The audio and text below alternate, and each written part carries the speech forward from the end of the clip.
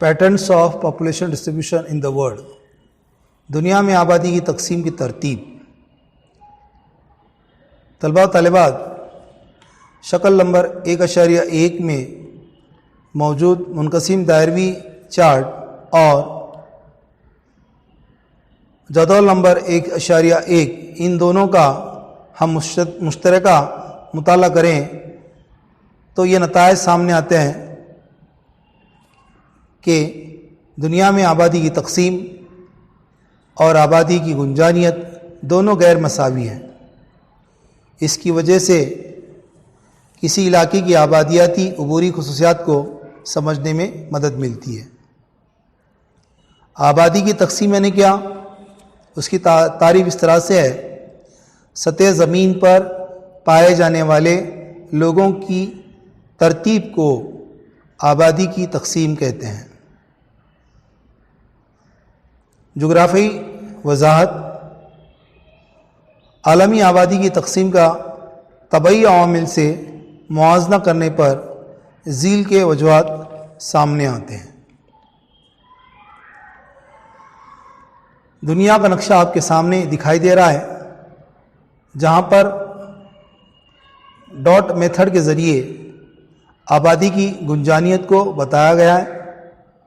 جہاں پر ڈاٹ کی تعداد زیادہ ہے وہاں پر گنجان پن زیادہ ہے، اور جہاں پر نقطوں کی تعداد کم ہے وہاں آبادی کی گنجان پن کم ہے۔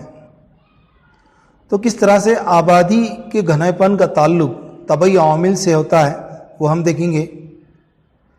برف پوش علاقے شمالی اور جنوبی قطب کے اطراف آبادی نہایت کم پائی جاتی ہے۔ گرم ریگستانی علاقوں میں بھی آبادی کم پائی جاتی ہے۔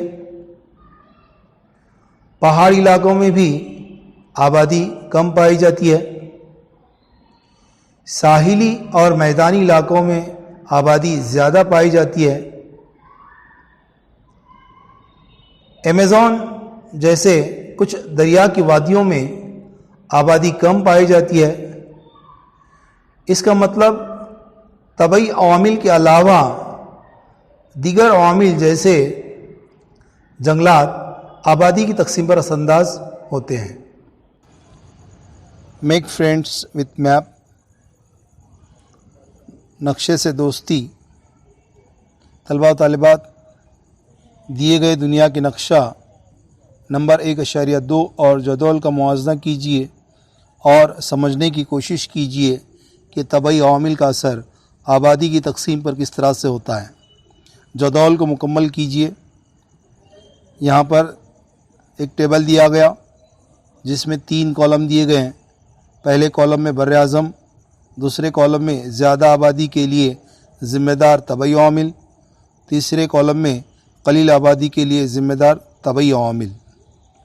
شمالی امریکہ، اس میں ساحلی علاقے زیادہ آبادی کے لیے ذمہ دار ہوتے ہیں، جبکہ جنگلات، ریگستان، برف پوش علاقوں کی وجہ سے قلیل آبادی پائی جاتی ہے۔ جنوبی امریکہ میں ساحلی علاقے، دریائی میدان، سطح مرتفع جیسے طبعی عوامل زیادہ آبادی کے لیے ذمہ دار ہیں، جبکہ جنوبی امریکہ میں پارا جنگلات، خشک ریگستان، برف پوش علاقے جیسے طبعی عوامل کی وجہ سے قلیل آبادی پائی جاتی ہے۔ افریقہ بر اعظم میں ساحلی میدان زیادہ آبادی کے لیے ذمہ دار ہے، جبکہ افریقہ میں ریگستان اور جنگلات کی وجہ سے قلیل آبادی پائی جاتی ہے۔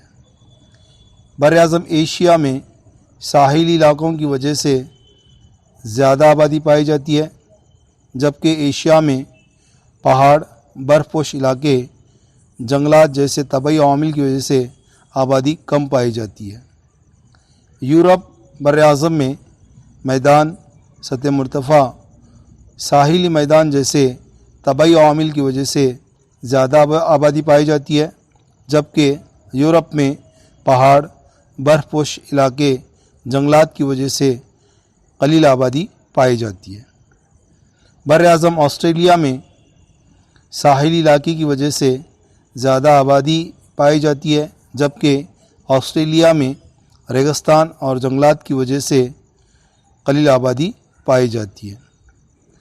انٹارکٹیکا میں آبادی نہیں پائی جاتی اور برف پوش علاقہ ہونے کی وجہ سے وہاں لوگ آباد نہیں ہوتے ہیں۔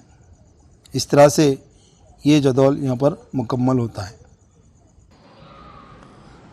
آبادی کی تقسیم پر اثر انداز ہونے والے کچھ طبعی اور انسانی عوامل دیے گئے ہیں۔ جدول میں 1.3 میں ملکوں اور علاقوں کی مناسب مثالیں دیجیے۔ 2 مثالیں حل کر دی گئی ہیں۔ یہاں پر یہ ٹیبل آپ دیکھ رہے ہیں۔ پہلے کالم میں طبعی یا انسانی عوامل لکھا ہوا ہے، دوسرا کالم زیادہ گنجانیت اور تیسرا کالم کم گنجانیت۔ طبعی اور انسانی عوامل میں منبت، طبعی ساخت، آب و ہوا، وسائل کی فراہمی، معاشی عوامل، سماجی عوامل، حکومت کی پالیسی، ثقافتی عوامل، یہ تمام طبعی اور انسانی عوامل آبادی کی زیادہ گنجانیت اور کم گنجانیت کے لیے ذمہ دار ہوتے ہیں۔ اب سب سے پہلے ہم دیکھیں گے، یہاں پر ایک مثال حل کر دی گئی ہے۔ طبعی ساخت یعنی کون سی طبعی ساخت زیادہ آبادی گنجانیت کے لیے موزوں ہوتی ہے؟ ہموار زمین، مثلاً گنگا کا میدان۔ اسی طرح سے طبعی ساخت جو آبادی کے لیے ناسازگار ہوتی ہے، پہاڑی علاقے، مثلاً کوہ ہمالیہ۔ اور اس کے بعد آب و ہوا، خوشگوار آب و ہوا کے علاقے، مثلاً بحر رومی، ساحلی اور مغربی یورپ کے علاقے زیادہ گنجانیت کو بڑھاوا دیتے ہیں، اور جبکہ شدید یا ناموزوں آب و ہوا کے علاقے، مثلاً ایمیزون اور کانگو کی وادی جو استوائی علاقے میں پائی جاتی ہے، جو آب و ہوا کے اعتبار سے ناسازگار ہوتی ہے، وہاں پر آبادی بہت ہی کم پائی جاتی ہے یا آبادی کی گنجانیت بہت ہی کم ہوتی ہے۔ وسائل کی فراہمی، قیمتی معدنیات کا علاقہ، مثلاً بھارت کا چھوٹا ناگپور کی سطح مرتفع زیادہ گنجانیت کو فروغ دیتی ہے، جبکہ شدید برف پوش علاقے، مثلاً روس میں سائبیریا، جہاں وسائل ہونے کے باوجود بھی کم گنجانیت پائی جاتی ہے، کیونکہ وہ علاقہ برف سے ڈھکا ہوا ہے، اسی لیے وہاں پر آبادی زیادہ نہیں پائی جاتی۔ معاشی عوامل میں تجارت اور مالیاتی مراکز، مثلاً ٹوکیو، یہ زیادہ گنجانیت کو بڑھاوا دیتے ہیں، جبکہ کم معاشی اضافہ، مثلاً لوئی سیانیا، یہاں پر کم گنجانیت پائی جاتی ہے۔ سماجی عوامل میں ہم دیکھیں، مشترکہ خاندان والے ممالک جیسے بھارت، بنگلہ دیش میں زیادہ گنجانیت پائی جاتی ہے، اور مرکزی خاندان والے ممالک جیسے آسٹریلیا، نیوزی لینڈ ممالک میں کم آبادی گنجانیت پائی جاتی ہے۔ حکومت کی پالیسی بھی زیادہ گنجانیت کو بڑھاوا دیتی ہے، جیسے صنعتی ترغیبی حکومت کی پالیسی، مثلاً ممبئی، پونا، ناسک علاقے میں حکومت کی صنعتی ترغیبی پالیسی رہنے کی وجہ سے گھنی آبادی پائی جاتی ہے، جبکہ صنعتی پابندی حکومت کی پالیسی یہ آبادی کی کم گنجانیت کے لیے سازگار ہوتی ہے۔ جیسے بھارت میں سرحدی علاقے.